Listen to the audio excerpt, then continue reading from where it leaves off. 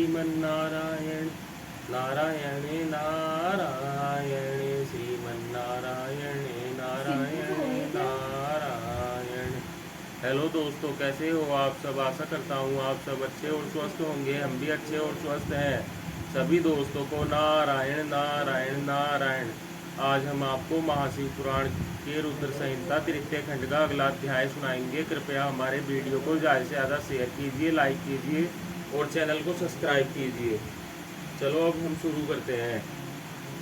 जय हो ब्रह्मा विष्णु महेश, आपकी सदा ही जय जय होए। कोई भूल चूक हुई हो तो क्षमा करना प्रभु। ओम नमः शिवाय, ओम नमः शिवाय, ओम नमः शिवाय।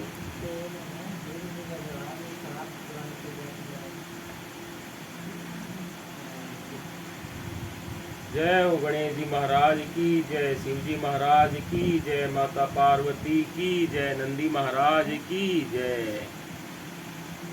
दोस्तों, आज का हमारा अध्याय अगला है 23वां।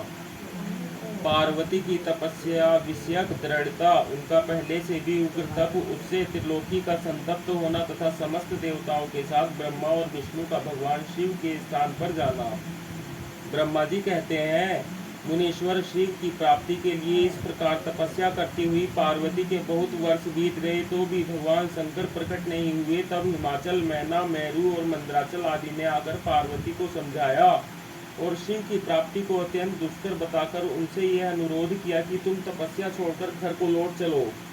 तब उन सबकी बात सुनकर पार्वती ने कहा, पिताजी, माताजी तथा मेरे सभी बांधव, मैंने पहले जो बात कही थी उसे क्या आप लोगों ने भुला दिया है? अस्तु, इस समय भी मेरी जो प्रतिज्ञा है उसे आप लोग सुन लें। जिन्होंने रोज से कामदेव को जलाकर भस्म कर दिया है वे महादेव जी यद्यपि विरक्त हैं तो भी मैं अपनी तपस्या से उन भक्तवत्सल भगवान शंकर को अवश्य संतुष्ट करूंगी। आप सब लोग प्रसन्नतापूर्वक अपने अपने घर को जाएं। महादेव जी संतुष्ट होंगे ही, इसमें अन्यथा विचार की आवश्यकता नहीं है। उन्होंने कामदेव को जलाया है, जिन्होंने इस पर्वत के वन को भी जलाकर भस्म कर दिया है, उन भगवान शंकर को मैं केवल तपस्या से यहीं बुलाऊंगी।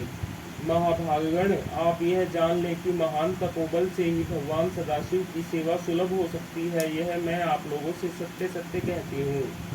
सुमधुर भाषण करने वाली पर्वतराज कुमारी शिवा, माता मेनका, भाई मैनाक, पिता हिमालय और मंदराचल आदि से उपयुक्त बात कहकर शीघ्र ही चुप हो गई।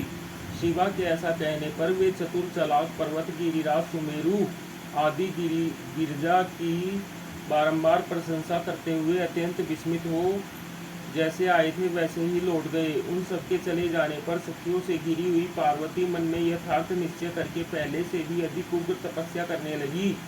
मुनिश्रेष्ठ देवताओं, असुरों, मनुष्यों और चराचर प्राणियों सहित समस्त त्रिलोकी उस महती तपस्या से संतप्त हो उठी। उस समय समस्त देवता, असुर, यक्ष, किन्नर, चारण, सिद्ध, साध्य, मुनि, विद्याधर, बड़े बड़े नाग, प्रजापति, गुह्यक तथा अन्य लोग महान से महान कष्ट में पड़ गए, परंतु इसका कोई कारण उनकी समझ में नहीं आया। तब इंद्र आदि सब देवता मिलकर गुरु बृहस्पति से सलाह ले बड़ी विहलता के साथ सुमेरु पर्वत पर मुझ विधाता की शरण में आए। उस समय उनके सारे अंग संतप्त हो रहे थे। वहां आ मुझे प्रणाम कर उन सभी व्याकुल और कांतिहीन देवताओं ने मेरी स्तुति करके एक साथ ही मुझसे पूछा, प्रभु, जगत के संतप्त होने का कारण क्या है? जगत के संतप्त होने का क्या कारण है? उनका यह प्रश्न सुनकर मन ही मन शिव का स्मरण करके विचार पूर्वक मैंने सब कुछ जान लिया। इस समय विश्व में जो दाह उत्पन्न हो गया है वह गिरिजा की तपस्या का फल है। यह जानकर मैं उन सबके साथ शीघ्र ही क्षीर सागर को गया। वहां जाने का उद्देश्य भगवान विष्णु से सब कुछ बताना था। वहां पहुंचकर देखा भगवान श्री हरि सुखद आसन पर विराजमान है।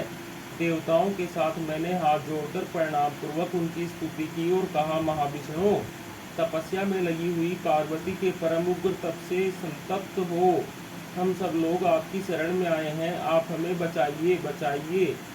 हम सब देवताओं की यह बात सुनकर शेषशैया पर बैठे हुए भगवान लक्ष्मीपति हमसे बोले। श्री विष्णु ने कहा, देवताओं, मैंने आज पार्वती जी की तपस्या का सारा कारण जान लिया है। अतः तुम लोगों के साथ अब परमेश्वर शिव के समीप चलता हूँ। हम सब लोग मिलकर यह प्रार्थना करेंगे कि वे गिरजा को ब्याह कर अपने यहाँ ले आवे। अमरो, इस समय समस्त संसार के कल्याण के लिए भगवान से शिवा के ग्रहण के लिए अनुरोध करना है। देवाधिदेव पिनाकधारी भगवान शिव शिवा को वर देने के लिए जैसे भी वहीं उनके आश्रम पर जाएं, इस समय हम वैसा ही प्रयत्न करेंगे। अतः परम मंगलमय महाप्रभु रुद्र जहाँ उग्र तपस्या में लगे हुए हैं, वहीं हम सब लोग चलें।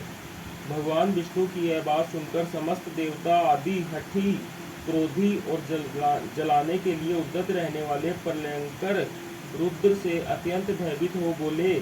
देवताओं ने कहा, भगवान, जो महाभयंकर कालाग्नि के समान दीप्तिमान और भयानक नेत्रों से युक्त है, उन रोष भरे महाप्रभु रुद्र के पास हम लोग नहीं जा सकेंगे, क्योंकि जैसे पहले उन्होंने कुपित हो दुर्जय काम को भी जला दिया था, उसी प्रकार वे हमें भी दग्ध कर डालेंगे, इसमें संशय नहीं है। मुने, इंद्रादि देवताओं की बात सुनकर लक्ष्मीपति श्री हरि ने उन सबको सांत्वना देते हुए कहा। श्री हरि बोले, हे देवताओं, तुम सब लोग प्रेम और आदर के साथ मेरी बात सुनो। भगवान शिव देवताओं के स्वामी तथा उनके भय का नाश करने वाले हैं, वे तुम्हें नहीं दग्ध करेंगे। तुम सब लोग बड़े चतुर हो, अतः तुम्हें शंभु को कल्याणकारी मानकर हमारे साथ सत्य उत्तम प्रभु उन महादेव जी की शरण में चलना चाहिए।